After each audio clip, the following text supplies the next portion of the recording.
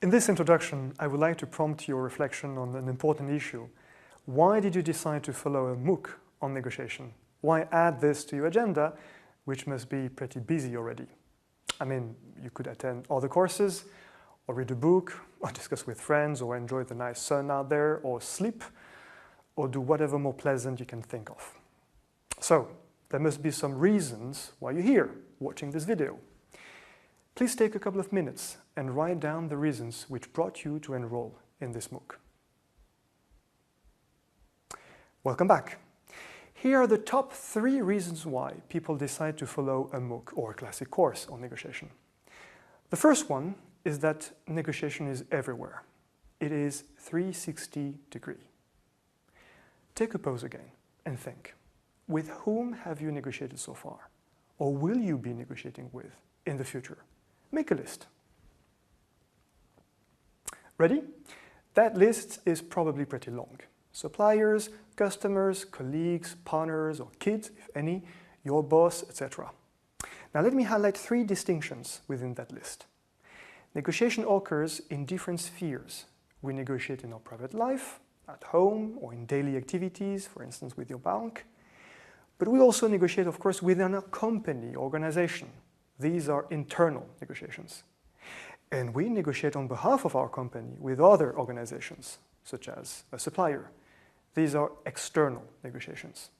In this MOOC, you will find tools which have proved useful in all of these 3 spheres. Next distinction. Negotiations can be formal or informal. When you meet with a customer's lawyer to discuss a contract, or when a manager meets with trade union representatives, everybody knows it is a negotiation. It is explicit. Rules of proceedings are important. But when you meet with colleagues around a coffee to discuss the marketing strategy for a new product, it is also a negotiation, although an implicit one. Everybody has in mind their own preferences or constraints. Again, in this MOOC, I will address both implicit or informal and explicit or formal negotiations. Last, maybe some of you wrote down, I negotiate with my boss, or I have to negotiate with the people I manage. In these vertical relationships, a new ingredient changes the negotiation dynamic, and that is the hierarchical authority. Does it end the negotiation? No. You're still in a capacity to influence the decision-making of your boss, or you still have to convince your team that something has to be done. How to better influence, how to better convince will also be addressed in this MOOC. So that was reason 1. Negotiation is everywhere. Reason 2 is pretty straightforward, but worth mentioning anyway. Good negotiation helps make a difference. I mean, do we all agree that whether we negotiate in a great way or in a mediocre way, the end result is not the same? We get the contract or we don't. The margin is thick or thin. We prevent the conflict or we fuel the dispute, etc.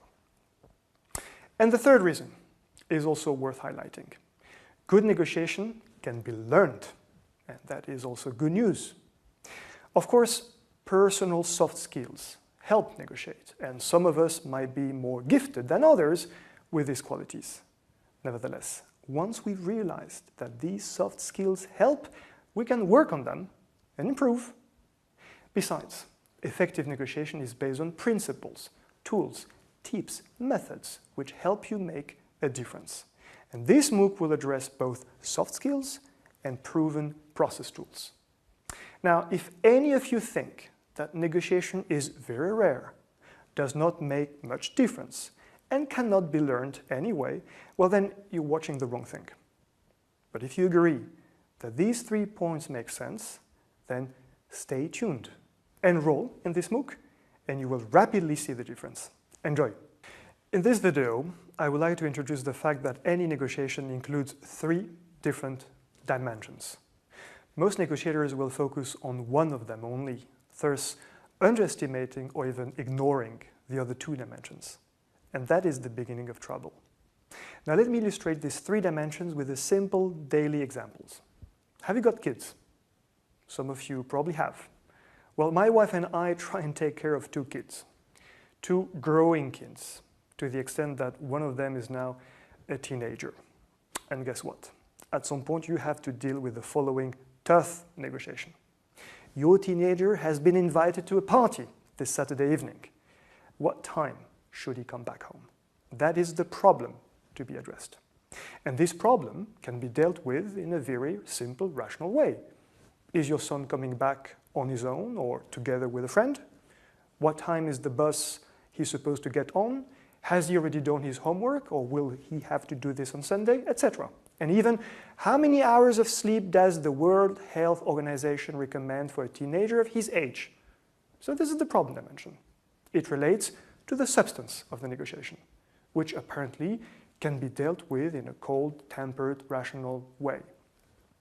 But here, this negotiation involves your teenager, with whom the relationship has been for weeks under stress because of issues totally unrelated with the matter at stake. For example, he lost his keys, or it looks like a storm went through his room. And there is obviously a relationship aspect which is going to change the way the negotiation is likely to happen. That relates to the people dimension. It's different from the problem dimension. At the workplace, you've probably already realized that a simple issue handled by two co-workers who hate each other is likely to rapidly become a huge disaster. On the contrary, a big issue handled by two colleagues with a high level of mutual trust is likely to be settled smoothly. Now back to our family example. Imagine now that your teenager raises the issue at the wrong moment of the week. You're just back home, exhausted at the end of a difficult, painful day. Conversely, he might be wise enough, or simply lucky enough, to raise the issue at the right moment. You're so happy with this nice Chardonnay wine bottle you've just opened to celebrate something. Now obviously, this simple variable, when does the negotiation take place, will change the dynamic of the whole discussion. This issue, timing, relates to a third dimension, different from the previous ones, and that is process. By process, we mean things such as, how is the negotiation organized? How is the agenda built? How do we proceed according to which rules? How do we process information exchange across the table, etc., etc. In a nutshell, there are indeed three dimensions in any negotiation. People, who is involved in the negotiation, problem, what is at stake, and process, how do we proceed? These three dimensions are always there. They're separate, but interconnected. And most negotiators focus on the problem dimension only. As a result, they do not see difficulties likely to appear on the people dimension and/or on the process dimension. Later in the MOOC, you will see how everything boils down to these three dimensions. And they provide a nice tool to analyze negotiations, from simple daily situations to the greatest possible negotiations. For instance, in an upcoming video, I will talk to you about the COP21 multilateral negotiations on climate change. People, problem, process, the three dimensions were of course present in this major negotiation which took place in Paris in December 2015. Once you've finished this video, pause for a few minutes and think of a specific negotiation. Try and distinguish the three dimensions: people, problem, process. As you will see, each of these dimensions includes a specific dilemma or tension, and that will be the topic of my next video.